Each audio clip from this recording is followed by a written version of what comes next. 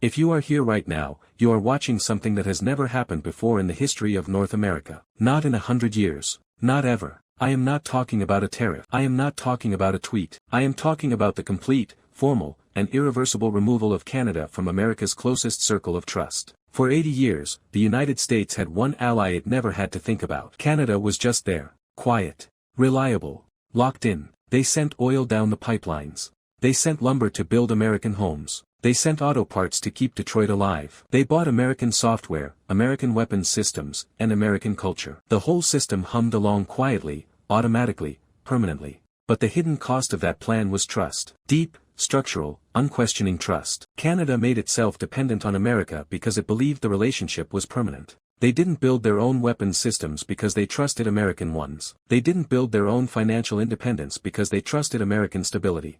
They kept the door unlocked because they believed the neighbor was friendly. That assumption just died. At 11:47 a.m. Eastern Time this Tuesday, the White House released a 3-paragraph statement announcing the termination of the Canada-US Joint Economic Compact, a quiet but iron-strong agreement that had kept supply chains, energy pipelines, and financial systems on both sides of the border running like clockwork for over 4 decades. No press conference.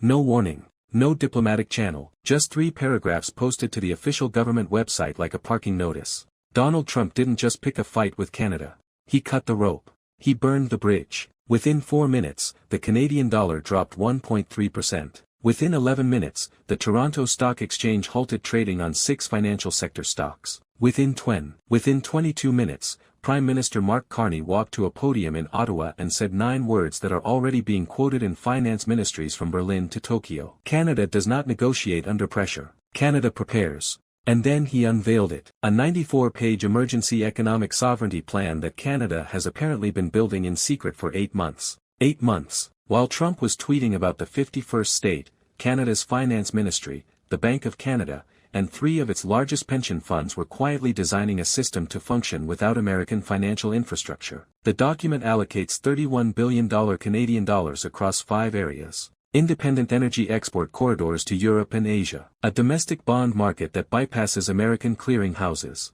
A new Arctic logistics network. A sovereign digital payment rail that doesn't touch the U.S. Federal Reserve System. And a fast-tracked immigration program specifically targeting American tech and medical workers who want to leave. Read that last one again. Canada is not just defending itself. Canada is now actively recruiting your engineers, your doctors, your scientists. They are not building a wall. They are building a magnet. Here is what the mainstream conversation is completely missing. The real weapon in Canada's hands is not oil, not lumber, not trade volume. It is money. TD Bank alone operates over 100 branches across the eastern United States. Royal Bank of Canada manages pension and institutional assets for American municipalities, school districts, and state governments from Maine to Florida. Canadian pension funds own stakes in American airports, toll roads, data centers, and hospitals. 3 of Canada's largest pension funds, which together hold over $2.1 trillion in assets, have quietly begun shifting their U.S. Treasury exposure. The Ontario Teachers' Pension Plan, managing nearly $270 billion, confirmed it reduced its dollar and U.S. Treasury exposure due to concerns about what it called deflationary dollar risks. This is not a symbolic gesture. This is a tectonic shift in the bond market. A senior economist who advises one of the big 5 Canadian banks put it this way in a private briefing: the Americans think this is a trade dispute. They are looking at the wrong battlefield. The battlefield is capital allocation, and we are already winning it. Canada controls the Northwest Passage. Canada has always controlled it. And until this week, that was a manageable tension because the 2 countries were fundamentally allies. Not anymore. Canada is physically occupying the waters that America thought it had free access to. If a U.S. commercial vessel or military asset tries to transit the Northwest Passage without Canadian authorization, they will be met by a Canadian flag and a very polite but completely firm refusal. The U.S. Navy has used these waters freely for decades.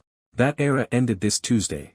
And here is where it becomes genuinely alarming. Russia is watching this in real time. Russian Arctic strategy has always been constrained by the simple fact that America and Canada operated the Northern Defense Corridor together through NORAD. 2 allies, 1 radar system, total northern coverage. The U.S. military's Patuxent Space Base in Greenland, the northernmost U.S. military installation in the world, hosts fewer than 200 Space Force Guardians and Air Force airmen who operate missile warning systems and satellite command and control networks critical to detecting threats from Russia and China. As one expert put it, if China launches a satellite or a fractional orbital bombardment system that goes over the North Pole, they're going to see it. But here is the part of this story that is moving the fastest. It is not in Ottawa.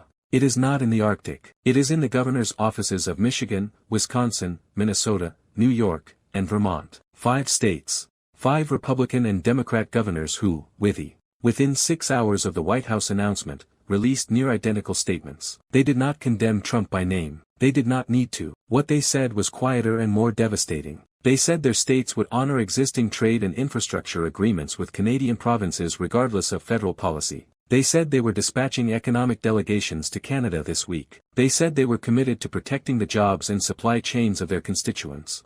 What they were really saying was this: we are going around you. This is not normal. This does not happen in a functioning political system. Governors do not conduct independent foreign economic policy. That is not how the United States works.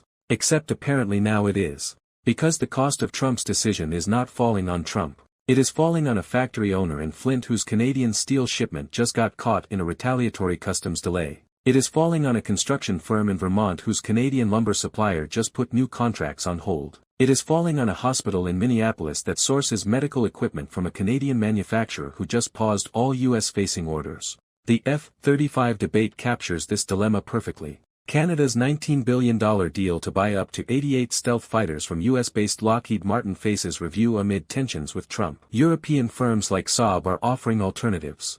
But as experts warn, pulling out of the F-35 program means shooting yourself in the foot industrially, disrupting thousands of Canadian jobs reliant on training and repairs. More importantly, the F-35's advanced radar systems make it uniquely capable of plugging into the integrated missile defense network that protects North America, including the future Golden Dome missile shield Trump has proposed. As one expert explained, the F-35 will be, with its shoot-down, look-down radars, able to intercept cruise missiles approaching over the Arctic. There is no getting out of this relationship. The money the US pours into signals intelligence, long-range radars, and missile defense systems is on a scale Canada will never replicate. This is what makes Mark Carney's response so significant. It is not a declaration of independence.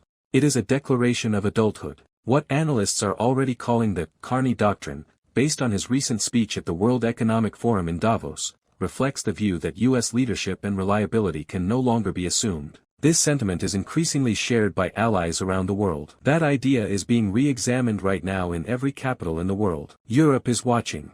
Japan is watching. South Korea is watching. They are all running the same quiet calculation: if America did this to Canada, what would it do to us? You can control a news cycle. You cannot control a bond market. You can spin a tariff. You cannot spin a pension fund moving trillions of dollars.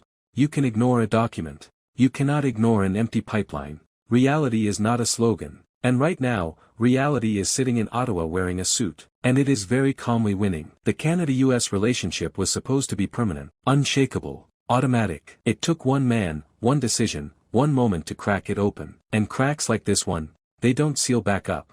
This is not the end. This is the first chapter of something that will be written about for a very long time. Stay with us. The border is being redrawn, not with guns. With spreadsheets.